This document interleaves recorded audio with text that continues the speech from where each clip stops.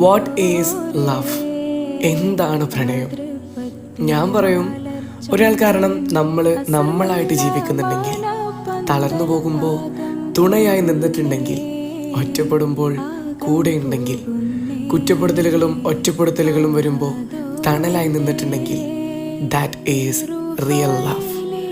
അതെ, ആ ഒരു യഥാർത്ഥ സ്നേഹം കാണണമെങ്കിൽ, അറിയണമെങ്കിൽ റസൂലിനെയും ഖദീജ ബീവിയെയും അറിയണം. ആരോരുമില്ലാത്തവനാണെന്ന് പലരും പറഞ്ഞ് കളിയാക്കിയപ്പോൾ ചേർത്ത് നിർത്തി. ദരിദ്രനാണെന്ന് പറഞ്ഞപ്പോൾ മഹദിയുടെ സ്വത്ത് മുഴുവൻ നൽകി ധനികനാക്കി.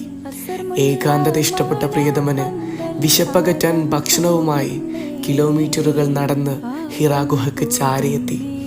കുറ്റപ്പെടുത്തലുകളും കളിയാക്കലുകളും വന്നപ്പോൾ താങ്ങായി നിന്നു, തണലായി നിന്നു, റസൂലിനെ വിശ്വസിച്ചു, കൂടെ നിന്നു, തളർന്നില്ല.